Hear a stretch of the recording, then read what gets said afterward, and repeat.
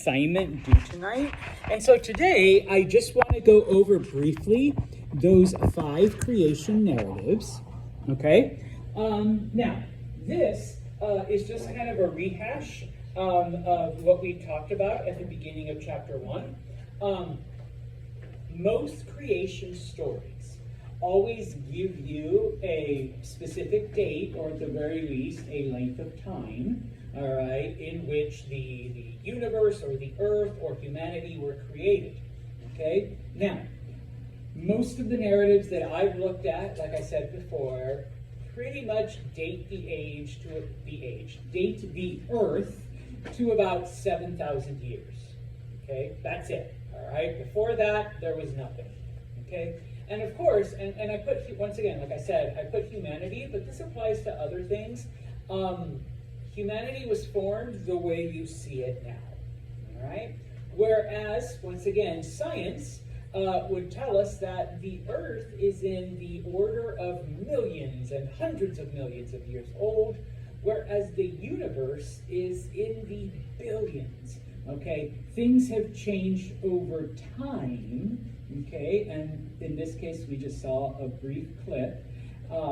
Yes, while those changes do take thousands of years or millions of years, you know, we see that evolutionary process, all right? Now, we talked about this in class as well, all right? Remember that the original, the very first purpose of religion was to explain why nature is happening, okay? They didn't understand the high pressure, low pressure system, the jet stream pulling in moisture from the Atlantic, you know, none of that, okay? They were just trying to explain why things happen the way they do, okay? And so, eventually this extends, okay, to why are we here? What is the purpose of our existence? It's got to be more than just planting, harvesting, making food, hoping you don't die in the next disease or the next flood, and then just, you know, wake up and do it all over again, okay? There's got to be more than that. What is our purpose? Why do we have to get up and hunt every day? All right, type of thing. Now, each culture that has developed has come up with its own way to explain those things, all right? Last class I shared a Greek myth as to why the seasons happen, okay? That was the Greeks' attempt to figure out, all right, this is why the earth goes through these changes, but also, we gotta keep those gods happy. What if Hades decides to keep Persephone just a little bit longer? What if Mother Nature decides to keep her daughter, you know, a little bit longer? Or maybe Persephone runs away for, you know, a little bit from both, okay? You know, so we got to keep the gods happy, and we got to come up with a reason for why things, you know, occur. Part of that included, you know, why are we here? Why did the gods create us? Okay? It's got to be for more than just suffering or, you know, torture or like whatever, okay? Now, no offense to those of you who are religious, but we look at these stories and we don't look at them as a historical account, all right? Historians do not, and once again, my background, I was raised, you know, in a Christian tradition, specifically Catholic-ish. So, you know, you don't look at the Old Testament and try to, you know, construct world history from it, okay? You don't, all right? And so in this case, and I'm looking at the bottom bullet, historians, yeah, will study these narratives, and people are like, well, Santos, you say you don't really believe in anything, huh? So why are you reading this, okay? I'm not reading it to be like, okay, now I can say this is how the earth was formed. No. We do it to understand the cultures that wrote them. We do it to understand, all right, those societies, okay? And believe it or not, there are a lot of stories out there as to how the earth and the universe came to be. And each one of them tells us something, okay, about that society. All right? I know I've mentioned it a few times, and we'll mention it here because it's another one of those things. The Maya believed that humanity was made out of corn. Okay? And I'll get into more detail. But what does that tell us about Maya culture? What was one of the things that was important to them? Corn. Yes, that was the basis of their diet. That was the basis of their food. And to them, that's what the gods used to create them. Okay? You know, today, you guys like Taco Bell, I guess. You know, those tostada shells and shit, and those taco, that's all made out of corn. All right? You like your Tostitos? Those are corn chips. All right? So yeah. All right? It was an important thing. Okay? So, like I said, it tells us more about that culture. It tells us what they believed in, what was important to them, what influenced them. Okay? We're not doing it, you know, because, well, gee, you know, 7 days and there you go. That's what happened. 7,000 years old. That's the earth.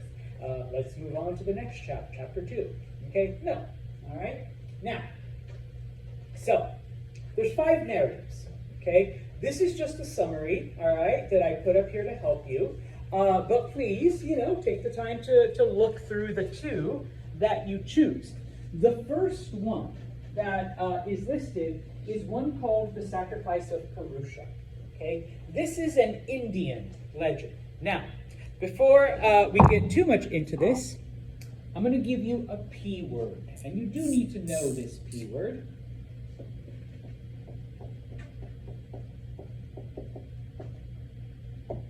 Polytheism.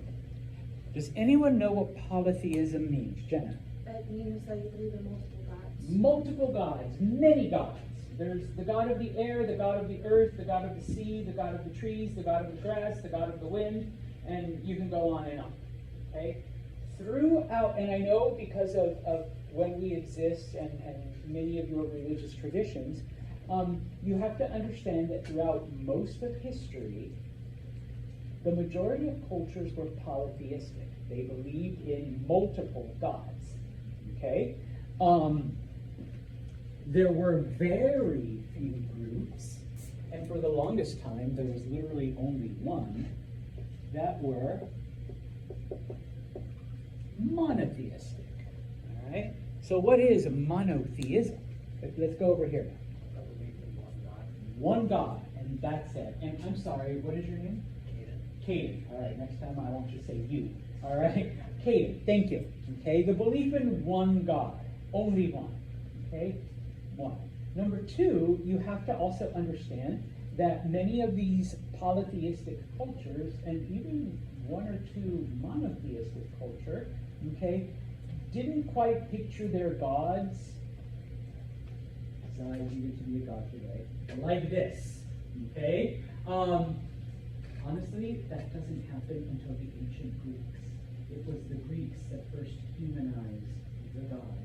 Before that, it was like any kind of creature and appearance and 10 heads and 50 legs and, I don't know, 1,000 eyeballs, you know, type of thing.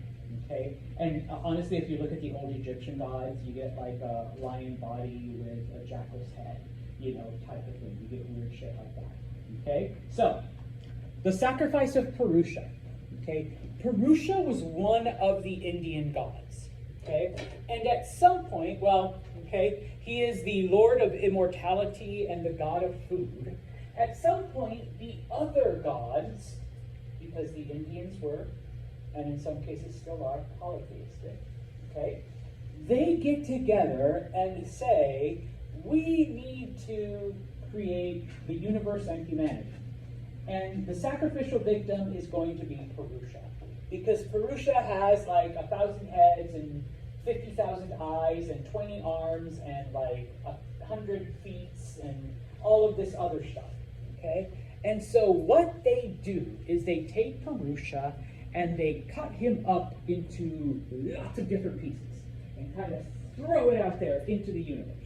Okay? Now, some of the things that Purusha becomes are inanimate, like songs Okay, it's religion. You gotta, have a little faith there. All right, but most other things, okay, parts of Purusha become the animals. All right, horses and cows and sheep and chickens and all of that from different parts of this god that we have killed and broken up and thrown out there. Okay, here comes the part that matters to us. Okay. Different parts of Purusha become different people. Now, I believe it's chapter 3, might be chapter 4. We talk about the Indian caste system because they believed that people were divided up into certain social classes. Okay? Now, most people didn't question these divisions. Most people accepted all of the rules that came with it. And once again, we will talk about it when we get there. But at the very top were a group called the Brahmins. Okay? The Brahmins were created from Purusha's mouth. All right? At the very bottom were a group known as the Shudra. Okay? The Shudra came from Purusha's feet. Okay? Sorry, Rhea. Rhea is a Shudra. They are the lowest. They are the manual laborers. They're the ones that work with their hands and work with the dirt and stuff like that. So they're kind of unclean, impure. But that's okay because you came from Purusha's feet. And guess where your feet are always? Okay? They're on the ground. They're on the floor. So they're at the bottom. So it makes sense that you're at the bottom. Okay? And I'm sorry. Remind me of your name? Ariana is part of the Brahmin, from the upper class. That comes from Purusha's mouth, which is up here, all right, away from the ground. It's pure, it shares the word. It's a God's mouth for crying out loud. Okay, now, Leah, don't feel bad because even though you're part of the feet, you're God. You're still God's feet, all right? God's feet are better than other feet, all right? So you're still okay. You're still kind of there, but not quite as important the mouth of Purusha. All right? And so for generations, and once again, when we get to chapter 4, we'll talk about people don't rebel against the system. People are okay with it, Yeah, I'm at the top, you're in the middle, you're in the lower middle, and you're at the bottom. But that's okay because we all came from the same God. Now, a couple of you might look and be like, Mr. Santos, what's going on? There's some differences here. You will find different translations to different, certain ancient cultures, depending on what source you look at, okay? This is from, mostly from your textbook that I got, okay? This I literally copied and pasted from Google, all right? So they used different sources, number one, although I actually learned these when I was in college, when I had to, study, the different caste systems in India, all right? Some of these I'm like, no, you mean the Kshatriyas, right? So it's just a little bit different, okay? But my point is that, this is where humans come from. They came from different parts of the God, okay? Some of you from lower parts, some of you from the middle, thighs and arms, all right? And then some of you from up here, okay? Now, one of the things that I forgot to point out in my other class, but you guys are getting it, okay? It's always drawn in the form, and this is Purusha, sorry, or at least one of the representations, okay? And so that's why, from the head, from the arms, from the thighs, from the feet, okay? It's always drawn in the form of a triangle, okay? Because how many of the upper class do we actually have? How many of the lower class do we have? Okay. Oh, you can say it. We even see it today in our own society. Yeah, the 1%, the billionaire, and then there's the rest of us who barely survive on 3 jobs. Okay, type of thing. All right. So yeah. Okay. So, but still, yeah, don't complain. You're God's feet. Okay. And I want to say Ariana. You are so lucky. Oh my God. You're like our 1%. You're our billionaire. And you're God's mouth. Okay, so you're good, all right, and everybody loves you. And you're like, that's right, they do, you should, because I'm the only one. All right, so there. Okay, now, as far as everything else goes, okay, and you don't need to go through all of this, but, you know, Purusha's head, other parts of Purusha's head became the moon, and other parts became the sun, and their breath became the wind, and another head became heaven, and some of you might be like, wait, Santos, that's like 3 heads, all right. Remember, Purusha had like 1,000 heads, all right, so different heads became different things, okay. Feet became the earth, but I thought Leah was the feet. No, remember, Purusha has about 10,000 feet. All right, so it's okay. They can all, you know, we're everything. Because the entire universe, sorry, I'm using my back. The entire universe came from Purusha, all right, from this sacrifice. All right? Okay, we'll move on to the next one. And most of you should be familiar with this because I'm just going to assume that a lot of us were raised in a certain Judeo-Christian tradition, and even those who are Muslim have heard some of these stories. Okay, the Genesis in the Bible. Okay, first off, and once again, if you're religious, I'm sorry, I don't mean to offend you, maybe just a little, all right? Or if you want to sick your priest, your pastor, your whomever on me, that's okay. I'm always down for some discussions. Okay, number 1, these are various stories, and I use the plural, that were collected by Jewish scholars. One person did not sit down and go, okay, in the beginning, all right, here we go. Yeah, I watched it happen. No, okay?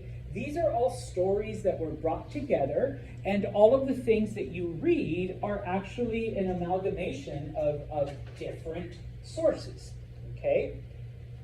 The current one, the one that most people are familiar with, whether you're Christian or Jewish or whatever, is the 6th century telling of it, okay? So it's only about, at the most, 2,500 years old, okay? Even though supposedly the earth is 7,000, okay, the version that we study is not that much older, okay?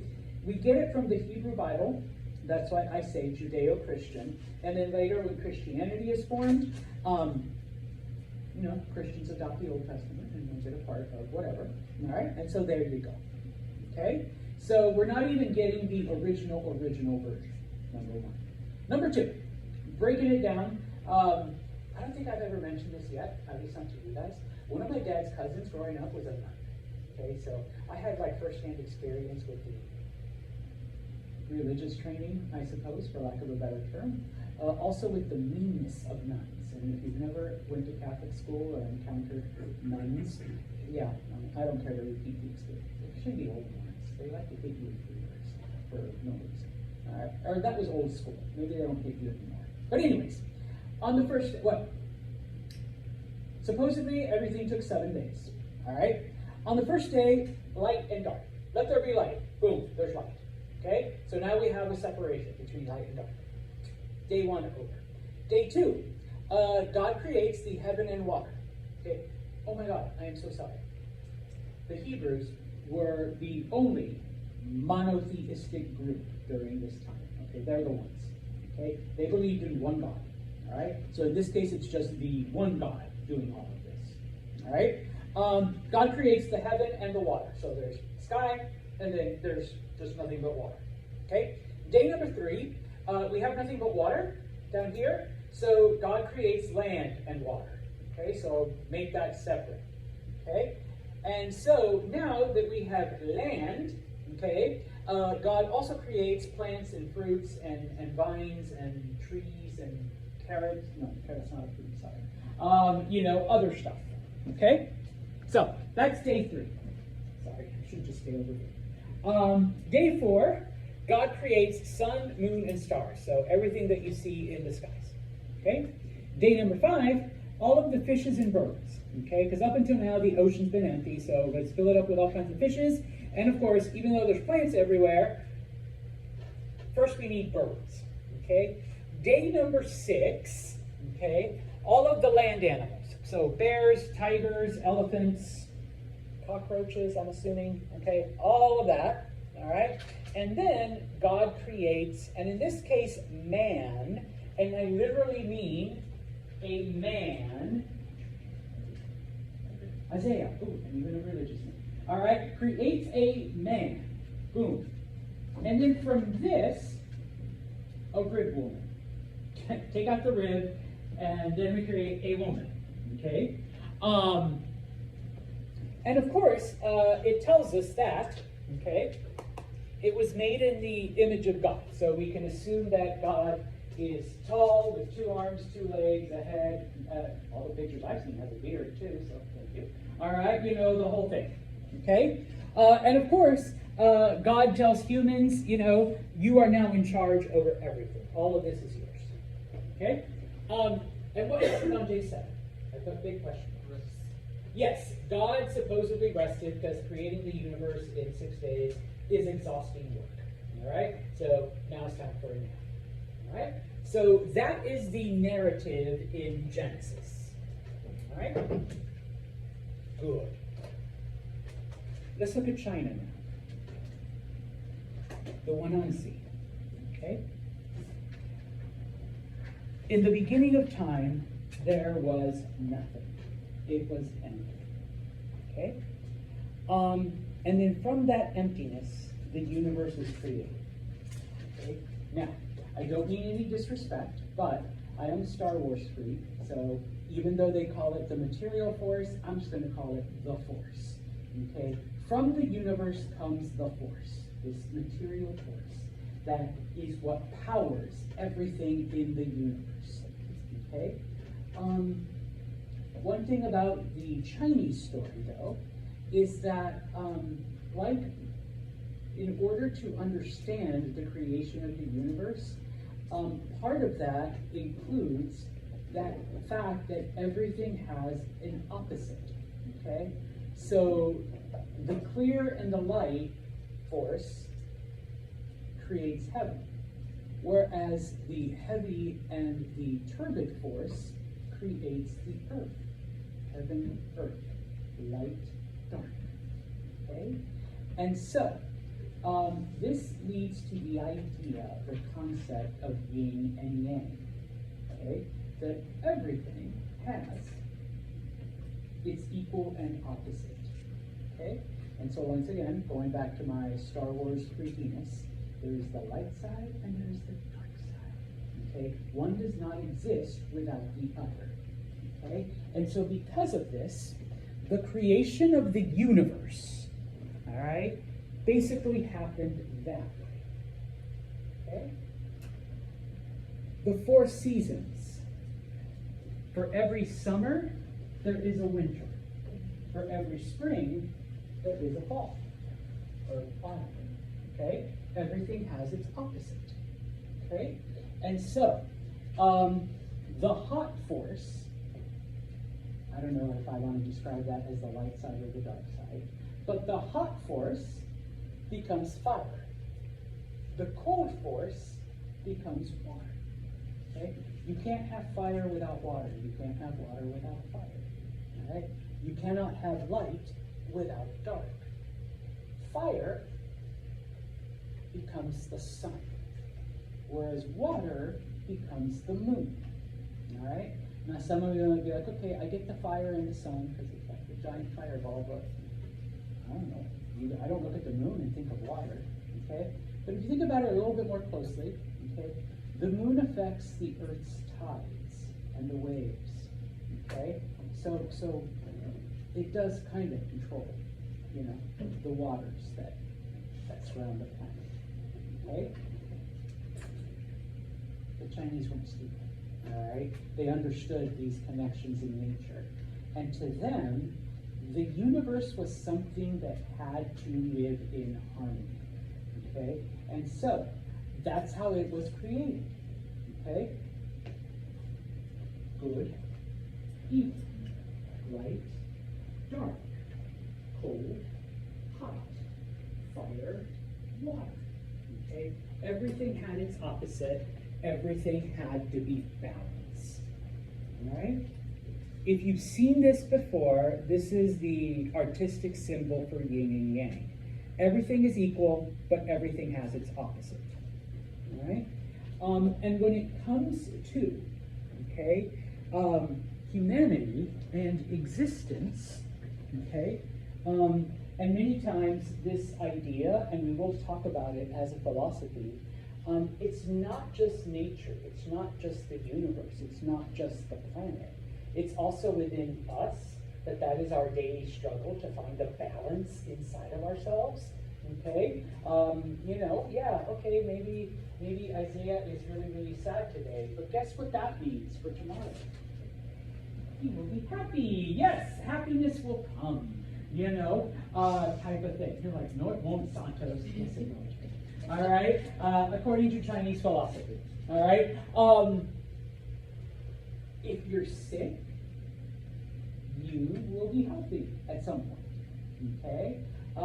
If you're going through tough times right now, don't worry, because when the universe balances out, you'll be going through good times. All right? Now, because of this, okay, yes, you all are alive right now. I don't mean to depress you. You're alive. But at some point, you're all going to be what? Dead. Okay? And that's okay, because that's just the nature of the universe, okay? The living are moving, the dead, and you're not really, really dead, you're just tired, and so you sleep forever, okay? But guess what? When you die, who's here to replace you? Yeah, offspring, descendants, other people were born, and they take their place, and then eventually they die, all right? But then other people take their place. All right, so it all balances it out, okay? Yeah, and they also believe that humanity came from nothing, came from the dust, and so, yeah, that's where you go back to. You become part of the universe again, part of the force, okay, that created you, all right? And so that was their thought, that there was this great universal force that created the universe, that created humanity, that gave us our emotions, that created the sun and the moon and the stars and the water and the fire and the earth and the sky, because everything has an opposite. All right? So, next one, and probably my favorite, the one I've been sharing with you, it comes from the Popol Vuh, at least that's what it's called, and it is the Maya legend of creation. Okay? Now, the gods are there. They're just godding, okay, doing whatever.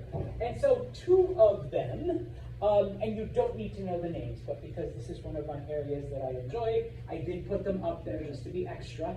All right, you don't need to remember that it was Tepeo and Gukumats, okay? The gods Tepeo and Gukumats, okay, they're like, you know what, dude, we should create people. We need to create humans, all right? Because all we have are gods and animals and shit. All right, we need some of this, okay? And so, there is a council of gods, because they were polytheistic. So all of the gods get together, and they're trying to figure things out, okay?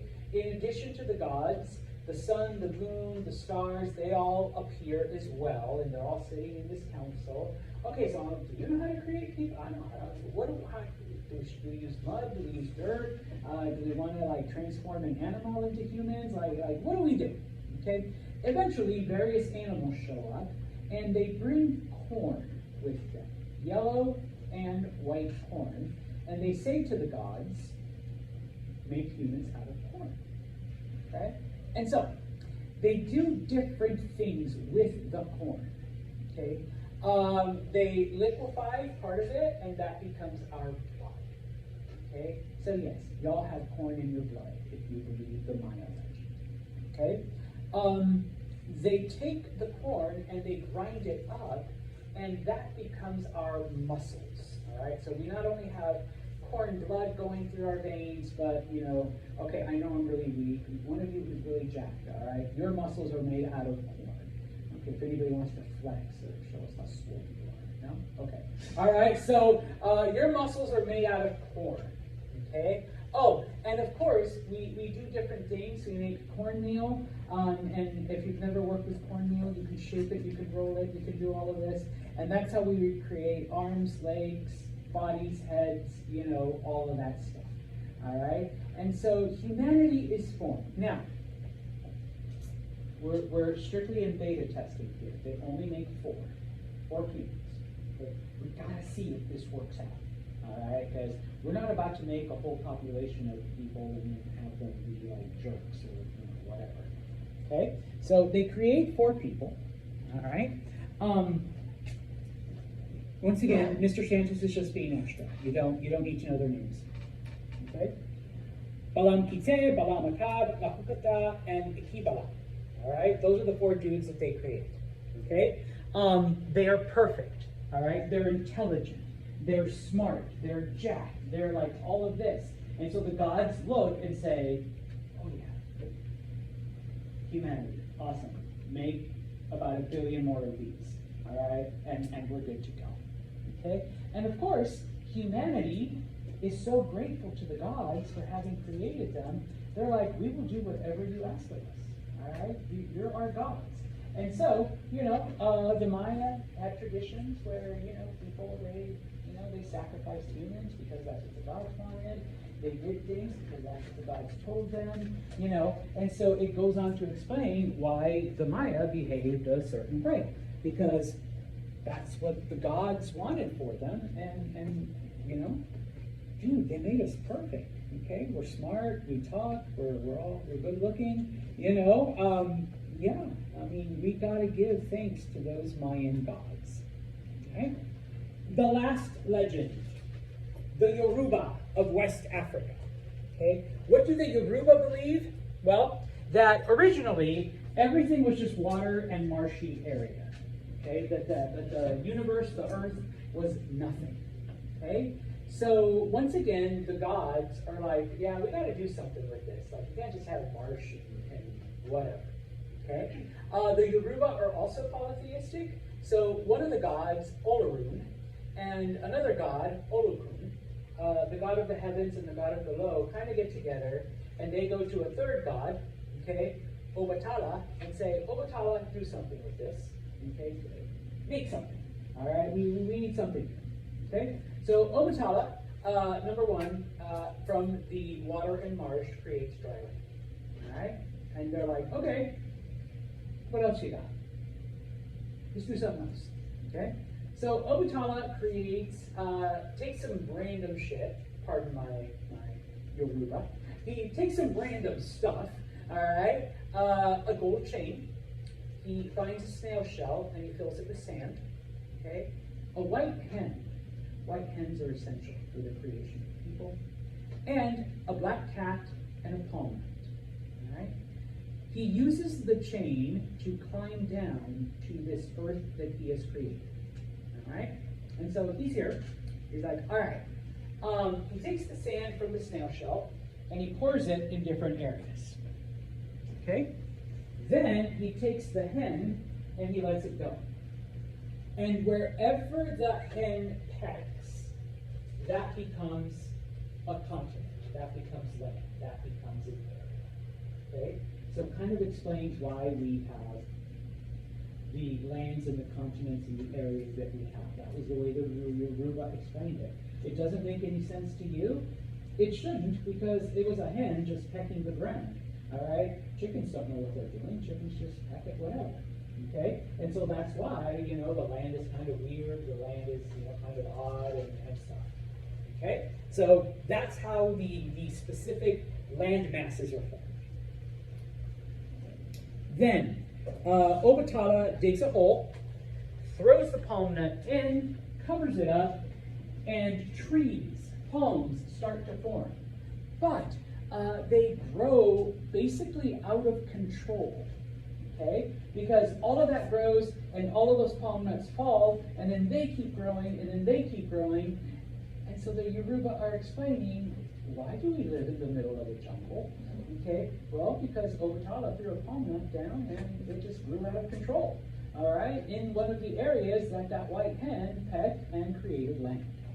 Okay, so after this, Obatala is sitting there with his cat. All right, don't forget the black cat, and he's kind of bored. He's not really sure what to do because, okay, I made the earth, I made land, we've got jungles and forests. You know what? Let's make people. Okay?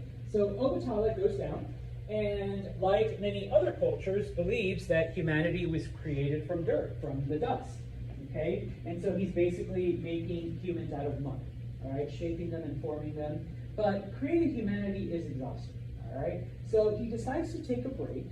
And while he takes a break, he's like, you know what? I've earned myself a nice beer, or a shot of gin, or some whiskey, or some bourbon. All right? And he starts drinking, and he ends up getting drunk. Okay? Well, before he sobers up, he goes back and finishes creating humanity. And this is the Yoruba way of explaining why people are so different. And pardon me, but why sometimes people suck and they're jerks and assholes? Because who created us? A drunk God. We were created by a drunk God, so yeah. Sometimes, Leah's gonna be mean to me, all right? Or, Jenna's gonna lie and steal my lunch or something, I don't know. Because, people suck because a drunk God created us. Okay? But that doesn't mean that everybody's bad or that people are bad all of the time. It just kind of explains why sometimes we do, in fact, make mistakes. Okay? Now, the other gods are like, yeah, Obatala, maybe you should have sobered up before you finished creating people. So another god, or one of the original gods, Olokun, he starts to flood the area. Okay? And like I said, I've read a lot of these stories, and there is always, in a lot of them, there is a flood involved. And if you think about it, Olokun doesn't like that humanity's not perfect, so we're just going to drown them all. All right? Very similar to the narrative in Genesis. We don't like that humanity sucks, so we're just going to drown them all. All right? It seems to be a common thread in a lot of these creation stories. But in this case, though, the people are begging and crying to the God, like, please stop, please don't drown us. All right? Eshu, different God, says, okay, but what are you going to do for me? Okay? Well, what are you going to give me? And so the people promise that they will sacrifice things for him, okay, then calls up his DFF, Orunmila, and Orunmila makes sure that all of the water is gone. Humanity is saved. But now humanity is indebted to the gods, specifically Eshu. And so that's why, you gotta pray to them, you gotta worship them, you gotta do dances for them, you gotta do the fire, you gotta sacrifice animals, you gotta do all of that. All right? So, those are the 5 narratives. Okay? Your assignment, remember, pick 2 of them. All right? How are they the same? I think I've given